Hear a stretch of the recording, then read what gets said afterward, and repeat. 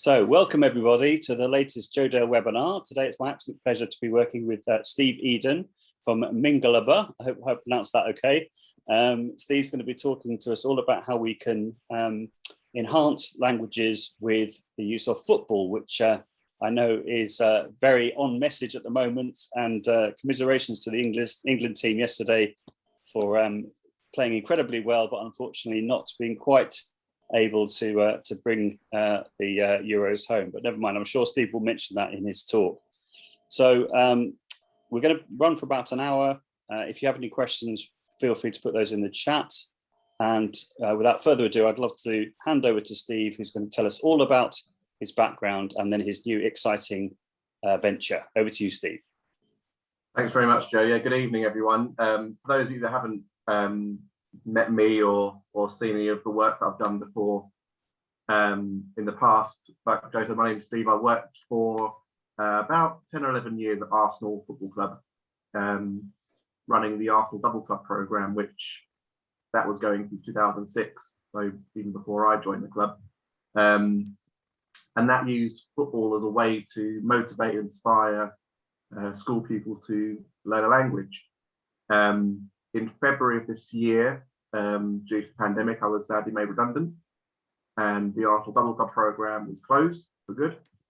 And so I got to a point where I thought, well, what do I want to do next? You know, I still have, you know, the drive to share my story, promoting languages, trying to encourage young people who perhaps wouldn't normally engage with language learning, and using football was, you know, my first passion as a vehicle to do that. So I'm going to begin with a little bit of background. And when I say, why am I doing this?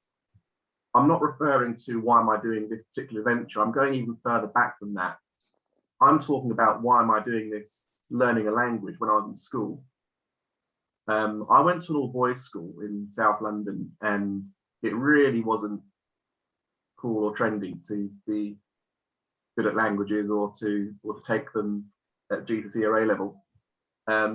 Luckily for me, and I didn't think this at the time, but luckily for me, it was compulsory at my school to do GCSE languages. I'd done French and German from year 7 up to year 9 when we made our options. And I chose German just because I felt slightly better at it than I was at French, but didn't particularly care for either subject. What I did care about was football. And that bug started, funnily enough, in '96 when the last time the Euros were played here in the UK, and I was hooked. And, you know, I wasn't a bad pupil, and I generally got okay grades, but the best way to get my attention or to get me to do anything was to link it to football. And actually it was football that got me through the teenage years of not really caring about languages. It actually turned into a passion.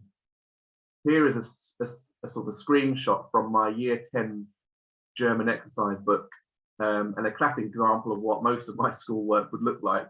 We were asked to write about our idols, our role models, and of course, I've written about a footballer, a German footballer that was playing for Arsenal, Jens Lehmann. But that was a theme throughout my childhood, actually my adulthood. My wife gives me still to this day, where if we're trying to recall when something happened in the past, it might be when friends got married or when a major world event happened. I can generally always work it out based on what was happening in the football at the time, which, you know, that's just the way I'm wired. It's like I said, that 1996 European Championships in the UK captivated me, captured my imagination, and it's turned into a lifelong passion ever since. And what I'm doing now is using that for the purpose of language learning. And you'll see as we go throughout, there are many, many ways that they can complement each other. So I'm going through school. I'm not particularly interested in German, but I'm kind of trapped, if you like, doing GCSE German because it was compulsory. By the time I got to A level, I'd still had the intention to drop German because I genuinely didn't see why it would be important for my future. I didn't plan on studying at university, doing German, that is. But the older you get, the more you start to firstly mature, but secondly, you start to realize the wider benefits of learning a language. And this was us. So my school was an all-boys school. Like I said, we did a trip to Berlin with a nearby all-girls school, and this was us in Berlin. Some of you Germans might recognise Potsdamer Platz there. There I am in the middle. One in from the left is my German teacher. I had that same German teacher from year 7 all the way through to A level. So a lot of what you're about to see is her fault. But at this age, I was starting to open a bit more to German. I was starting to find role models who were linguists, and my personal role models were Arsene Wenger, the Arsenal manager, who speaks 6 languages, and Thierry Henry as well, who speaks a few as well. And that's what actually made languages cool to me for the first time. I didn't know what my future held, but actually seeing those 2 individuals, those 2 role models, were what made me think, actually, it doesn't matter that languages isn't the coolest or the trendiest subject. It's being made cool because I can see that people that I idolize as a teenager can pull it off, basically. And so that's what made me think, do you know what? I could do German A level, and let's just see where it takes me. I also had a careers advisor at my secondary school. She used to come in, I think, once a year. I don't think she worked at the school. And she saw that I was doing German A level, and she said, what do you want to do with your German language skills? And I said, I don't really know, but all I know is that I love football. I'd love to work in the football industry. And she may as well have patted me on the head, was the sort of the patronizing, condescending response I got. And she told me to forget about that. That's my age talking, and that I should be aspiring to work. I think she said European Parliament, or something like that, which, as pro-Europe as I am now, that wasn't the way to capture my imagination as a 17-year-old. And actually, that would have been a turn-off had she said that to me before I'd made my A-level choices. So football, like I said, was always the focus for me. It was a great hook to get me engaged. And ultimately, I ended up going on to university. I went to Royal Holloway here in London to do European studies. I took German, and I also picked up Spanish as a beginner at university. I didn't just want to be tied to one language. I wanted to branch out a little bit. So European studies suited me in that respect. And by this point, you know, I'm sold. I'm loving language learning and really excited to see where it takes me. It got to the final year of my university degree when I found out about the work that Arsenal were doing in the local community as an outreach program to promote languages. And as soon as I'd seen that, and like I said, Arsenal fan since I was a kid, that was my goal set. I wanted to work at Arsenal promoting languages, and luckily enough for me, that dream came true. I was there for 11 years, working at the Emirates Stadium, working with schools. Although the remit at Arsenal in the community was local schools, sort of Islington, Camden, Hackney, in and around the Arsenal area, very few other football clubs, if any, by the end, were doing similar work in languages. So we actually had demand from schools all across the UK for Arsenal's, the double club language program. So I was privileged to hold this position for so long.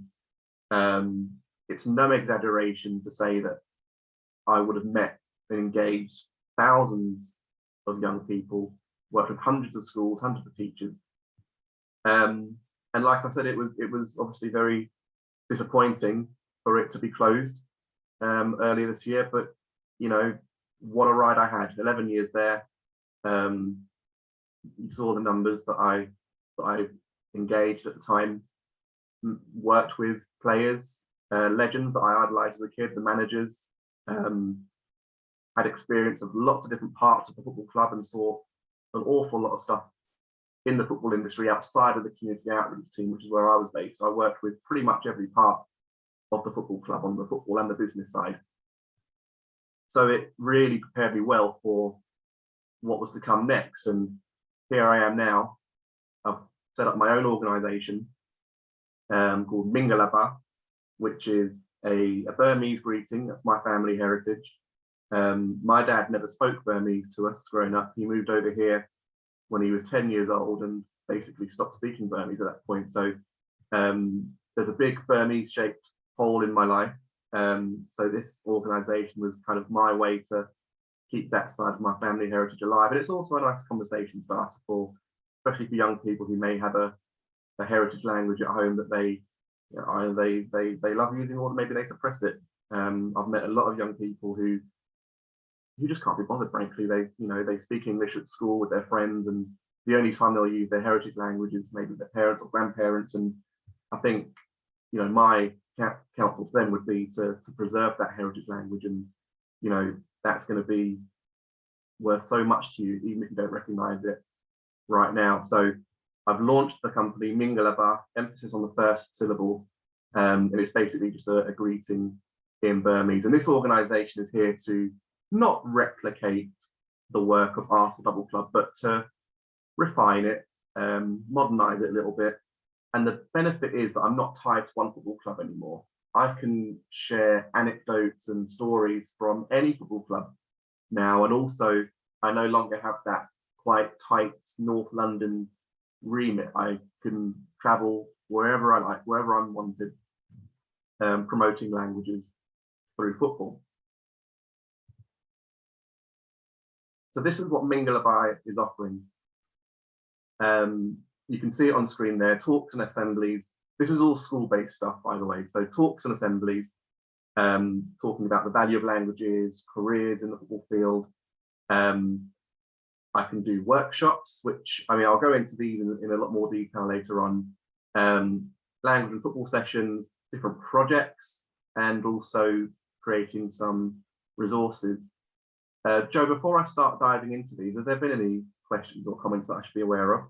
We haven't had any questions yet. We've got Anna Granger, who's in the chat, saying this is exactly one of the things we're working on in Coventry, celebrating heritage languages, so important. And earlier I said it was fantastic to hear your backstory around how you set up the company and how you're honouring your dad's language. That's fantastic. So I'm sure there will be lots of questions coming up in a minute once we get into the meat of what you're offering, as it were.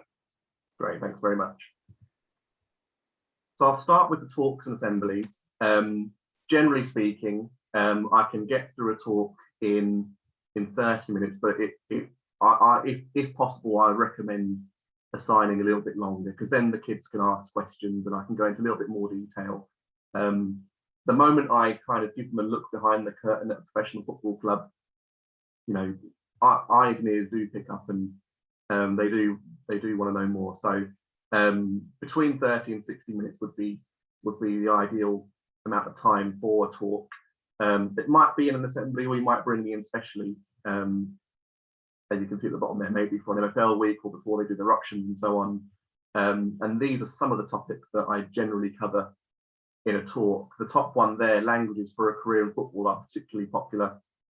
Had really, really good feedback from the school last week about that. And like I said, 11 years at Arsenal, I worked with pretty much every part of the club. I may not wear the Arsenal badge on my chest anymore, and I might not represent the club, but I still have all the anecdotes, the stories, the tales that I know will attract the interest of young people. I can talk about motivation and role model, kind of like how I told you, and try and encourage the people to find their role models and what their motivation is to continue learning a language, and also share my personal journey with you in a lot more detail than I did. But I'll discuss what it's like to make your GCSE options, your A-levels, how you keep motivated, what it's like to study a language at uni, either as a part of a joint degree or by itself, the year abroad, some of the experiences you get from that, just to bring to life what is out there for them if they were to choose a language. Always try and factor in a Q&A. Like I said, the moment you start bringing football into the conversation, many young people, they sit up and pay attention. So this is what the talks and assemblies generally consist of. I'm going to share with you now a little sort of taster of the careers in football talk that I gave recently, and this is one that I'm offering to any this might be useful. So talking a bit about languages in the football industry. There are three sort of sections to this presentation. The top two you can kind of club together. The football side of a football club and the business side of a football club. So the top two belong to an individual football club. And down the bottom, you've got external, where there are jobs in football that aren't tied to a football club, but they're still in the football industry. So I'll start with the football side of a football club and where languages might be useful. Now, the likelihood of the young people making it to be a professional footballer is very, very low. So this section here, maybe not the most relatable example of why you should continue learning languages, but it does help support the other areas, and also it's what the kids are most interested in. They love to hear about the players. There's a little section here about different players with various language skills, and then also some of the most notable male and female players that have got some language skills. For example, Aubameyang at the top, the Arsenal striker, he speaks 5 languages, ranging confidence in them. He's a native French speaker. His mother is Spanish. His English is far better than he gives himself credit for. His Italian is excellent as well. His German, he says he lacks confidence in German, but again, I've heard him speak German. I've interviewed him about his language skills, and he's perfectly capable of communicating in German, even if his confidence isn't quite there. Interesting one is Marcus Rashford. I just saw in the press, I've never met Marcus, but I saw him say that he's been using the lockdown to try to learn Italian and Spanish. So again, I'm not going to try and hold it up and say that he's a super multilingual footballer, but he's certainly a footballer we all know with a social conscience, but also a footballer who actually values what it is to learn another language even to a basic level. He's made that choice himself. And having such a global sport like football with players from all across the world, all in one place, like I said, it underpins all of these other roles across a football club. The player liaison role is a particularly interesting one that not many people know about. So this is a recent job ad that I found at Manchester United looking for a player care officer.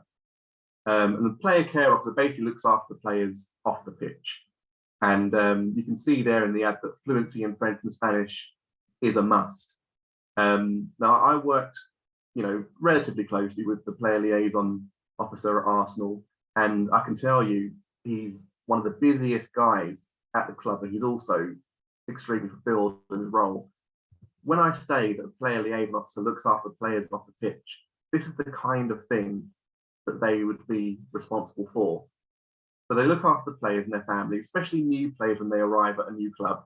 They help them find a house, get a mobile phone contract, find a car, open a bank account, all these things when somebody moves country. And then for the rest of the squad, what time's training, who's speaking to the media this week, who needs language lessons booked in because they've only just arrived in the UK, who's doing media appearances, and so on and so on. When you multiply that by the number of players in a squad and then their families, it's a very, very busy role. And I was really pleased to see Manchester United sort of specifying that language skills are a must for this role. And that's a role that, like I said, young people, especially at sort of, key stage 3, 4, may not have thought about when thinking about where languages might take them. Let's have a look at the business side of a football club. Again, all of these are particularly interesting, but I'll sort of stick to a few samples. Let's talk about sponsorship. So sponsorship is everywhere in football, especially modern football. Football clubs have their stadiums sponsored by companies, their shirts. We're seeing more and more sleeve sponsors as well. Companies paying for their logo to be displayed in and around the game. We can see here Liverpool's shirt sponsor, Standard Chartered, absolutely delighted with a £40 million a year deal to sponsor Liverpool's shirt. That often raises eyebrows amongst the young people. And I'll have a conversation as well about why would a company be absolutely delighted to spend £40 million a year for sponsorship, and it gets them thinking about things like brand exposure, visibility, and so on. So the language skill is one thing, but it's also thinking about wider sort of professional business skills that they perhaps haven't encountered at that point. And the point I tend to make with sponsorship is these sponsorship deals don't just happen. Someone at the club will be responsible for negotiating these deals, often with companies from abroad, or may have chief executives or colleagues whose native language isn't English, even if English is the language of business. When you're dealing with sponsors and you're trying to secure any kind of business agreement, those language skills of opening people up and getting to know them and making an impression and standing out, that's where the language skills are particularly beneficial. Here's a list of Tottenham's sponsors, partners, suppliers. A lot of these companies might be on the advertising boards around the stadium. That's another thing we talk about when, next time they go to a stadium, have a look at where the advertising boards are placed. Try and clock where the TV camera is, because those are all strategically placed as well. If you're a company, you want to pay millions for the TV camera to not pick up your company's logo. So we have a bit of a chat about what sponsorship is, but crucially, what the roles are and how it comes about. And again, based on what I know from my time in the football industry, there will be a team of staff whose job it is to research, look into the future and research industries, markets that are perhaps going to be the ones that are going to grow, the most lucrative in the future. So let's use an example of maybe electric cars. If the electric car industry is set to boom, the people working at these little clubs will be across that. And what they'll do is they'll recommend these industries that they've done their research into to their colleagues, who will actually be the ones to go and approach companies in those industries or in those regions. How will language skills help you with that? Well, if you want to really understand, particularly a market, an overseas market, or if you've got a company that you're trying to build a relationship with, you're trying to bring them into a negotiation. It's not the sponsors queuing up to sponsor the clubs, it's the clubs going out, reaching out to the sponsors to try and find, sponsors to invest in the club. They do their research in the club, they do their due diligence, and hopefully it turns into a sponsorship agreement, at which point it becomes account management, where your role is to look after the relationship with that sponsor, making sure they're happy, making sure they're getting all the rights that they've paid for, and hopefully making sure they renew their sponsorship contract at the end of the cycle. 3 very important roles within the sponsorship sector of a football club. And if just one of those isn't done properly, it can be disastrous for the club. You may have seen this story recently where Norwich City announced a new shirt sponsorship deal with the company BK8. But clearly something went wrong in the due diligence process, because the fans, of course, when they saw this announcement, they did a quick Google of this company. They never heard of them, but a quick Google showed what that company was about, and they had some really distasteful marketing strategies, historic marketing strategies, but distasteful nonetheless, and grossly outdated and disrespectful. And the fans just they backlash. They said, no, we don't want this company associated with our club. We don't want it on our shirt. And after 3 days, the partnership was terminated. So it just shows the importance of these 3 steps in a football club. And actually, if you dig deeper into what you're actually trying to achieve at those 3 steps, language skills can give you that advantage. Let's have a look at the media role inside a football club. So this is a screenshot of Everton's website, and you'll notice it's in Spanish. More and more clubs, especially those in the Premier League with such a global audience, will feel that they've got enough of a fan base overseas to justify investing in a version of their website in another language. When you go to the top of a website, you can change the language. Everton have got this for Spanish, and lots of clubs will have different language settings for their websites based on the research they've done into their fan base and their following and so on. So there may be a job in a football club's media team where you're responsible for language content. Chelsea have a social media Twitter account purely in Spanish. I actually follow Arsenal's Spanish Twitter account to help keep my Spanish fresh. But again, there will be someone at Chelsea who's responsible for the Spanish version of their Twitter account. When a new player signs, quite often, if they come from overseas, they may not have the confidence to do an interview in English when they first arrive. So the fans are desperate to see and hear from the new player. So the club would need to produce content in the player's language to make them feel comfortable, to get them to communicate with the fans and the fans to get to know them. So this interview would have been done in French. Nicolas Pepe is from the Ivory Coast. So there would have been the need for some French content to be created with English subtitles, of course, for the UK fan base.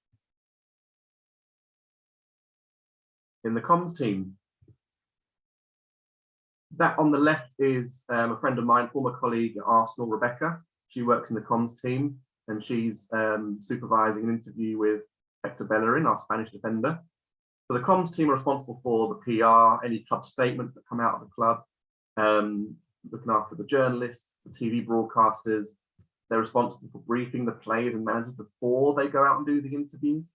That's a particularly important one as well. And I can recall when Arsenal had Unai Emery as coach.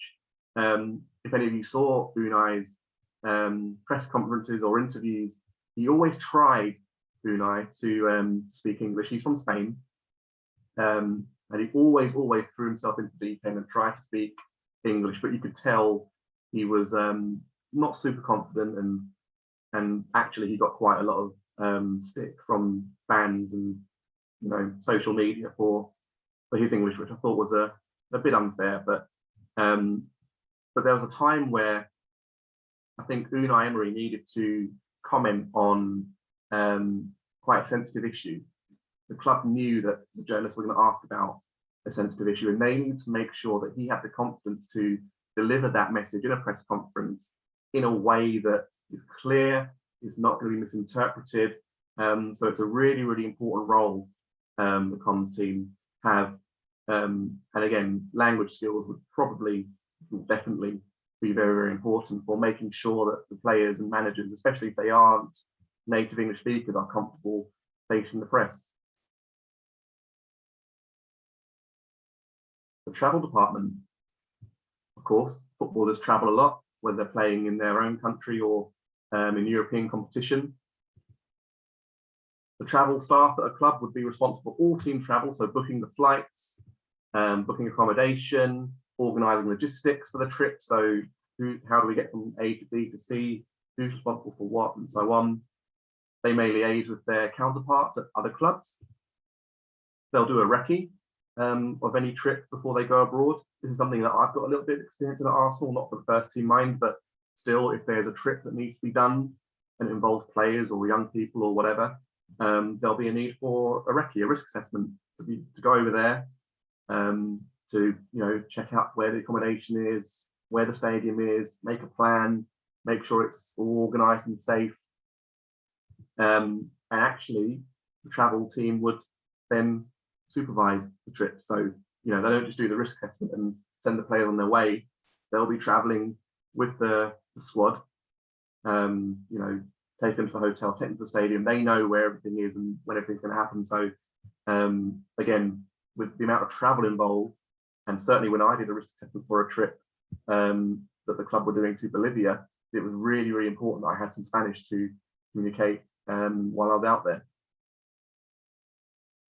I'm going to move on to the external side. Like I said, all of these have got their own kind of stories and anecdotes around where languages are important, but for the sake of time, I'll just skip through some of them. So we've talked about sponsors inside the club. So, people that work for a football club and are responsible for looking after and attracting sponsors. Externally, those sponsors, it works the other way around. These are all companies that frequently sponsor football, be it clubs, players, tournaments and competitions. These companies come from all over the world. And it may be that, you work for Allianz, a German company, and you are negotiating with Bayern Munich about the naming rights of their stadium, the Allianz Arena. It could be that you work for, let's see, maybe you work for MasterCard or TikTok, and you're dealing with UEFA, the governing body for European football, to sponsor the Euros or the Champions League or whatever. So you may not work for a football club, but it is possible for you to work in the football industry, even if you work at one of these companies. And maybe do one more here, maybe translators and interpreters. So these are two guys that I got to know very well when I was at Arsenal. On the left, you've got Mark. He's a freelance football translator and interpreter. He speaks, on top of his obviously native English, he speaks French, Spanish, Italian, and Portuguese. So he gets a lot of work with Portuguese players, as you can see there in the green. That's Rui Patricio, the goalkeeper for Portugal and Wolverhampton Wanderers. And also there's Mark sort of next alongside Rui Patricio at the Emirates Stadium doing the team announcements. We must be a European game there, and when the stadium announcer is announcing to the fans the starting lineups, Mark was obviously asked there to call out the names and players of the away team. I don't know whether it's French, Spanish, Italian, or Portuguese team, but Mark can offer all of those services. And on the right-hand side, you've got Danny, who was actually Unai Emery's interpreter for his time at Arsenal. He speaks Spanish and Italian, and here he is. Like I said, these are freelance guys. They're not tied to a single club. So here's Dan interpreting for Frank Lampard, who was at Chelsea before a Champions League game. So like I said, there are loads of jobs in the football industry at clubs, outside of clubs, where language skills are particularly valuable. And that's the sort of thing that I can talk about in a talk or assembly. And there's some feedback, some nice feedback I had from the school that I delivered that workshop at last week.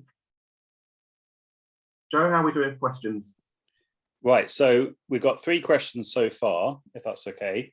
So thanks everyone for the questions, and feel free to ask more questions. So the first question from Anna is, what ages are your talks suitable for? So Anna's a primary school teacher. Would you be willing to go into primary schools to talk about the link between languages and football?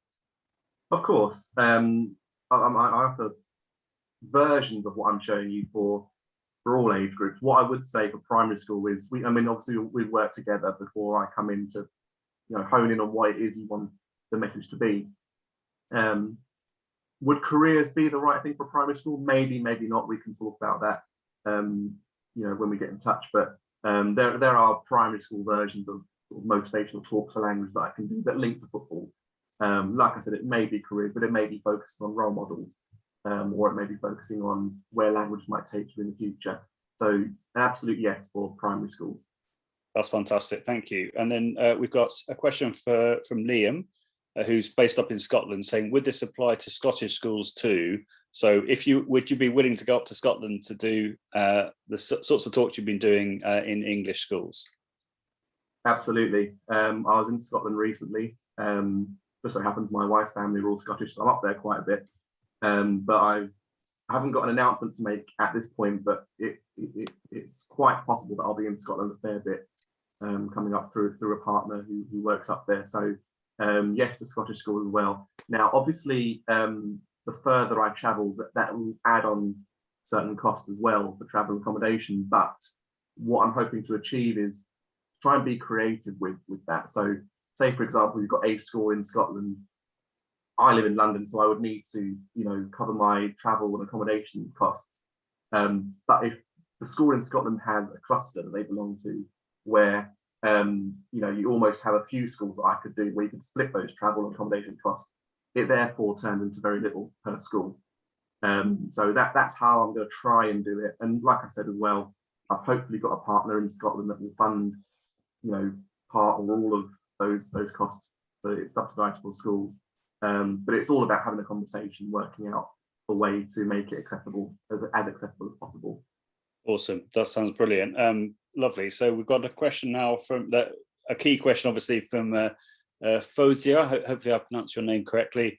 Asking about the cost and availability of this. Obviously, if you don't want to talk about sort of cost on the recording, we can obviously ask people to get in touch with you about the cost. But yeah, what would you say about cost and availability, Steve? Yeah, well, it's because it's so bespoke for every school. Like I said, it depends on what you're asking for. Some schools ask for a talk and assembly, and then they want a football section on top, or they might want a talk and assembly, but they want me to carousel, for half a day.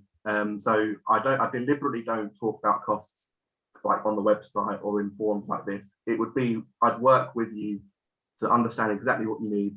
Again, factor in any travel, accommodation, come up with a package and a proper quote, rather than kind of a menu of prices that wouldn't apply to every school. So get in touch and we can sort that out. In terms of availability, I'm quite flexible on this. So I want it to grow and have as many schools as possible. So get in touch, and if I'm free, then let's make it happen. Awesome. And then we've got a question from Michael, the last question in this section of questions. What sort of opportunities are there for language teachers to work closely with football clubs? Is it as simple as just getting in touch with a club? I wish it was. Like I said, all football clubs will have an outreach. I'm going to call it a department, but really you've got, they're called community foundations or community trusts. Every football club in the UK will have one where their remit is to do work with their local community, and that includes schools. What they do is largely up to the club, but it is influenced by where they get their funding from. So these community trusts and foundations, they operate as separate charities from the football club, where they are a registered charity, so they can attract funding for social outreach projects. But it's the funders sometimes that kind of stipulate what those projects can be for. So typical community work that football clubs do is around education, but it tends to be more for literacy, PE, maybe maths, very, very little for languages in my experience. And like I said, for a long time, Arsenal were the only ones doing anything for languages. So if you're going to approach anyone at a football club, try their community outreach team or their foundation first. If you don't get any luck with that, which, like I said, they've got their funding targets and so on, then it probably would be approaching the main club and seeing if you can strike lucky. But tricky one, which is actually kind of why I set up this organization, because there's a definite link between football, given how global it is, and learning languages. Awesome, that's fantastic. So those are all the questions so far. I've encouraged more people to put questions in the chat, but if we carry on with the next bit of the talk, that'd be absolutely lovely, Steve. Sure. Thank you. So on to the workshops. These are more kind of targeted sessions in the classroom where, and this is also a really good progression on from a careers assembly. So what would happen is we'd go into the classroom with, think of a class, so maximum 30 really. I could do this with a number of classes on different times, but what I would do is I'd give them a scenario based on stuff that I've actually seen or hear happen in the football world, where they need to use their language skills to solve tasks. Organising a pre-season match abroad is one example, or negotiating a sponsorship deal. And not only does this give them a chance to use language, but it also kind of sharpens their professional skills, so their decision-making, their negotiation skills, building relationships. And once again, this could be done at any point of the year, but I would anticipate them being popular at those kind of hotspots throughout the academic calendar. What I'm going to do now is share with you a sort of a sample of one of these scenarios. And this was done in French at a school recently. And this was securing a sponsorship deal for your club. So just to prepare you, before we sort of show this part of the activity in class, the students would do some kind of prep work with me where they learn some key vocabulary, but I also briefed them on the sort of things that they might expect in a typical negotiation between a football club and a prospective sponsor. The first thing that they need to tackle is around social media followers, and this is starting to touch GCSE now. Sponsors love the fact that football clubs have a huge social media following, and they're willing to pay football clubs a certain amount to be able to advertise or have visibility through the football club social media channel. So what I've done is I've called in a favour from a friend, another former colleague at Arsenal, who worked in this area, and she's a French speaker as well. And this is kind of like a virtual negotiation that the students would have to do during a workshop like this. So have a look. I'll walk you through it as we go. Bonjour à tous, je m'appelle Jessica. Comment vous appelez? So there's the first part of the negotiation of the meeting. Now, depending on the level, we can turn on subtitles in French or in English. We can play the video again. So let me play it with French subtitles if you'd like me to follow it along in text form. Bonjour à tous, je m'appelle Jessica. Comment vous appelez? And once again in English. Bonjour à tous, je m'appelle Jessica. Comment vous appelez? So the pupils just need to obviously say their names, and we can move on to the next part of the meeting. Je suis ravie de travailler avec vous. J'ai des clients en Europe et en Afrique. Ma première question est, combien d'abonnés avez-vous sur vos réseaux sociaux? So again, this will all be in the prep work. I've obviously told them in advance how many social media followers they've got, and they need to be able to respond in French. So they've answered to Jessica. Super, merci. Je voudrais vous offrir 100 000 € pour faire de la publicité de mon entreprise sur tous vos réseaux sociaux. Qu'en pensez-vous? So she's made her first offer to pay 100,000 euros to advertise her company on your football club's social media channels. Pupils now have a decision to make. Do they accept the offer? Are they going to go a little bit higher? Are they going to go much higher? Are they just going to bother off and say no? Let's try our luck and ask for double what Jessica's offered. Aucune chance. S'il vous plaît, soyez réaliste. She didn't like that. So are you going to stick to 200 or are you going to bring it down slightly to 180? Let's bring it down a bit. C'est très cher. Que diriez-vous de 160 000 €?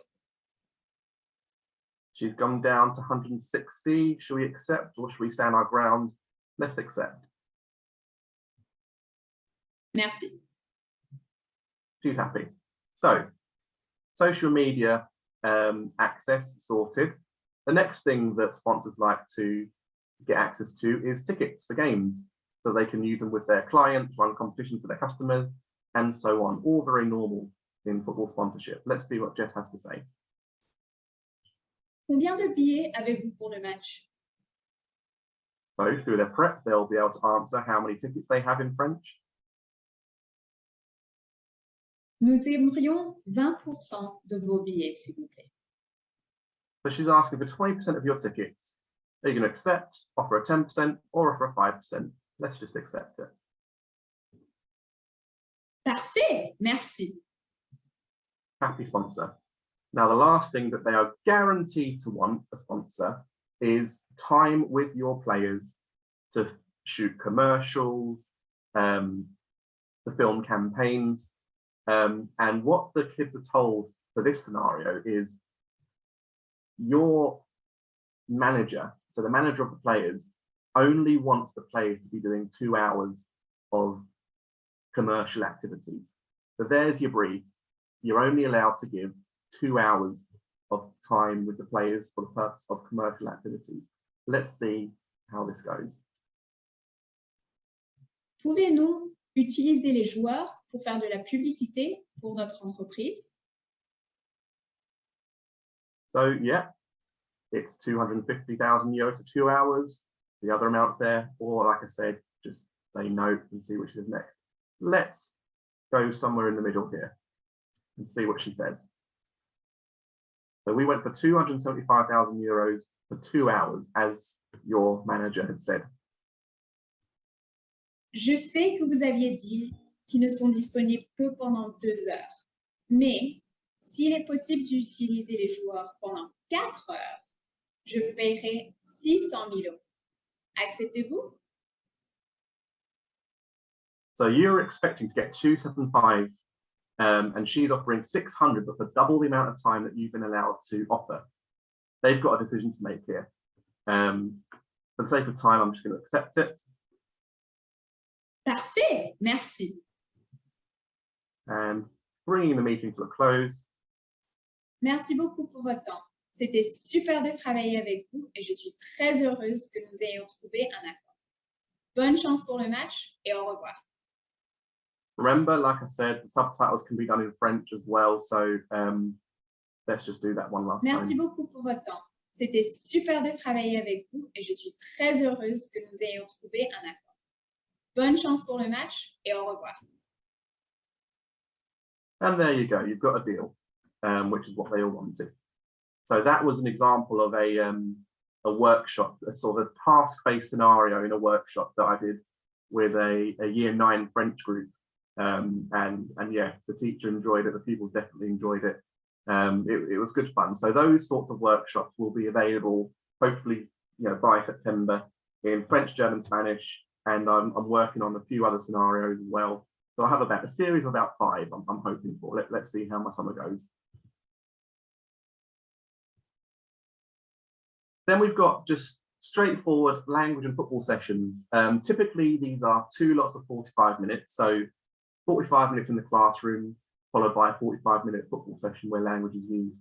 It doesn't have to be 45 minutes. I've done sessions where it's sort of 30 minutes or an hour each. It all depends on how much time is available and so on. But those are the sort of topics that would be covered. These are kind of aimed at, if you're trying to introduce a new language or you're revising existing knowledge, these sessions are good for that sort of thing. Here's an example of a quiz that I did in the classroom to revise. I was asked to come up with something that revises countries, colours, numbers, those sorts of basic topics for a year 7 German group.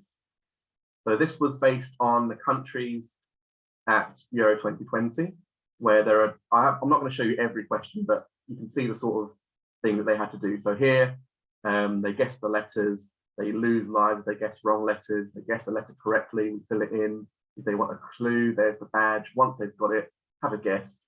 This is Portugal. On to the next round, it looks slightly different. It's just an unscrambling task. So again, a country in German, not sure, have a clue, there's the flag, es ist Frankreich. And they're scoring points throughout. Next round is a number code. So they need to work out what the country is based on these numbers. Also 30 ist Ö, 8 ist, wo ist S? If you want a clue, there's the flag, es ist Österreich. The next round is all about the colours. So 2 ist blau, 5 ist gelb, das ist Schweden. The next round, what's this one?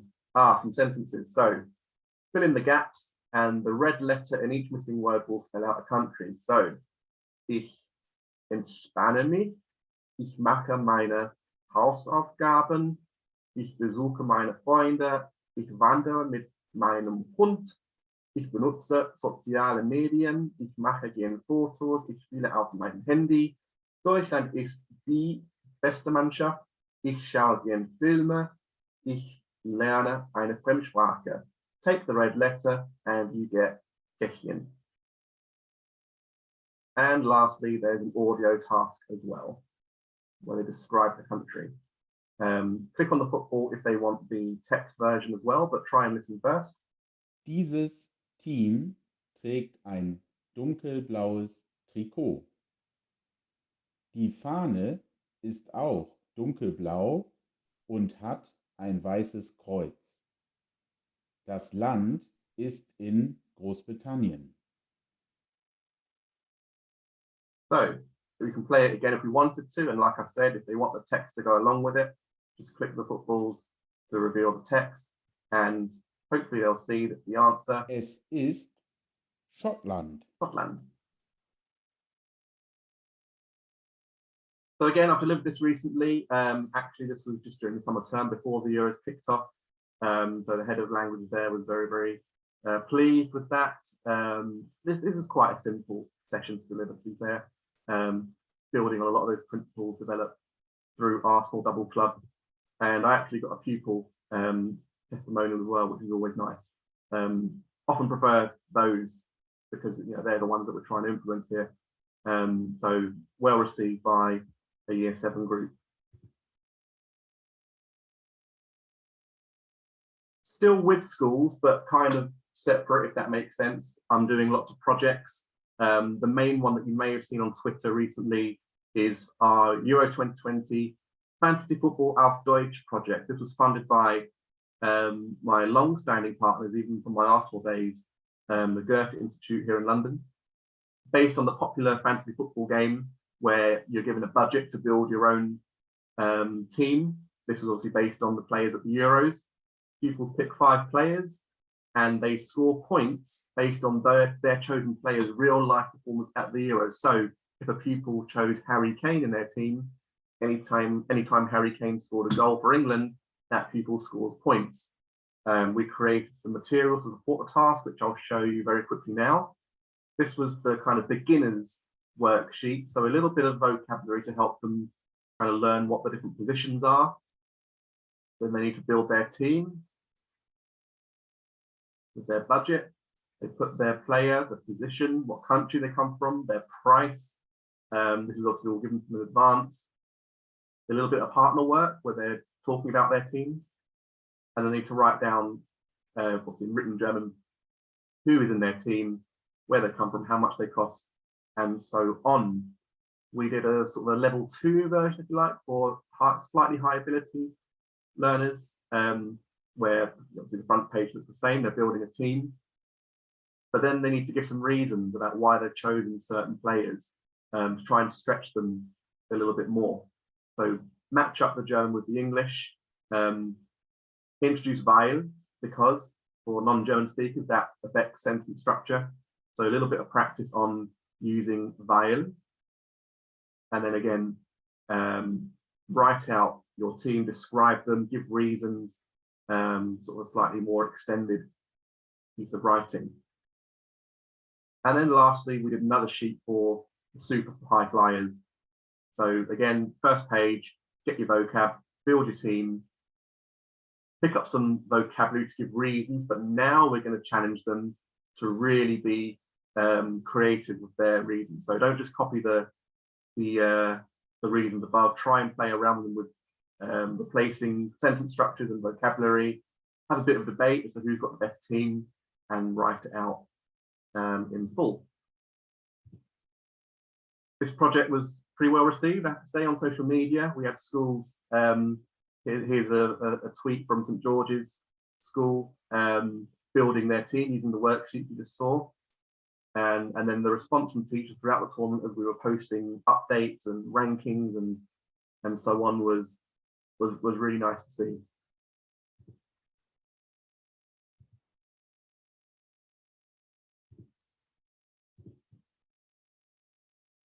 Some kind words from Domini at Goethe. They were great to work with, Domini and her team, Lucy and Dorothea. It was a lot of work, but we were really, really pleased with the reach. You see there, over 800 kids took part, 110 schools or so. A real boost for German. We've got some resources on our website. These I don't want to create resources for a full school year, for example. I don't think that's my role or this organization's role. What I will do though is create resources when I think there's an opportunity to capture the imagination. So Euro 2020 was a good example. These resources are just on the website. You've got the tournament wall chart, you've got a match report template, you've also got the countries quiz that I showed you earlier. The resources are completely free, just download them off the website, and there's the option to send a tip if you found them useful, but not compulsory.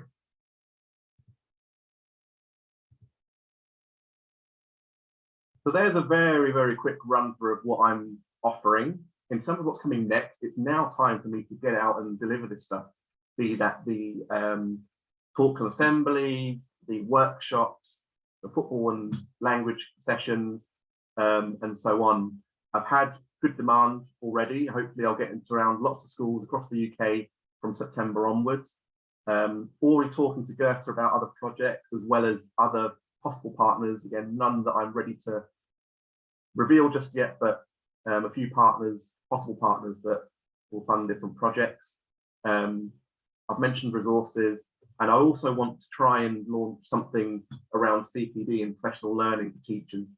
I imagine if it's anything like what I used to do at Arsenal, it will be kind of showing how languages and football can be tied together, more so on the practical side. So delivering a practical football or PE lesson that uses language, but that's kind of still in development, but something that I'm quite keen to offer out as well. Here are the contact details. So all the information on the website, and give us a follow on Twitter. On Twitter also, I'm sharing various bits of content.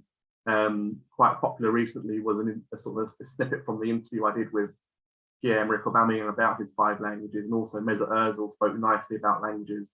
Those are obviously from my Arsenal days, and currently I can really only share it on Twitter. It's already out there on Twitter. Ideally, I'd like to be able to use those videos in a talk or in a workshop or whatever, but some of my partners are trying to work with Arsenal to iron out those sort of issues around IP and permissions and stuff. So hopefully that won't be too far away, but certainly they'll be on Twitter where they're kind of, they already are there. I'm just highlighting it. So there we have it. Conscious we've reached the hour.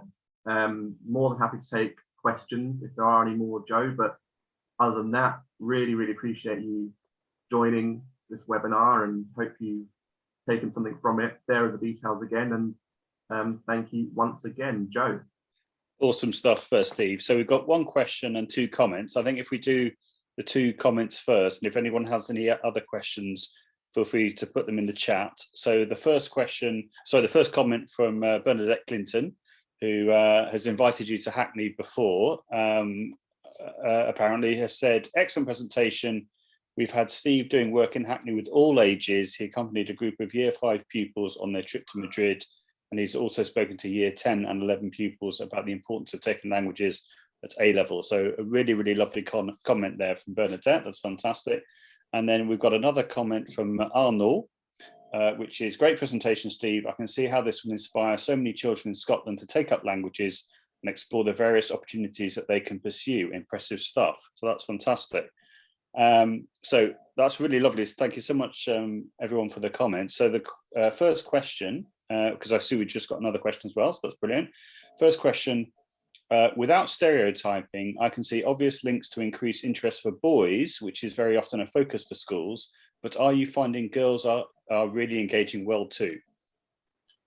Absolutely, and this is something that was asked throughout my time at Arsenal as well. What I'm finding is, I've noticed this more as a football fan than anything, is when you go to sort of the stadium and whatnot, or even social circles, females follow football as well, and not just, you know, the stereotype of, oh, there's women's football and stuff like that. Women and girls actually do follow football far more than I remember as a child. Maybe I didn't notice it back then, but I've actually seen many girls come through, whether it's double club or what I've been doing recently.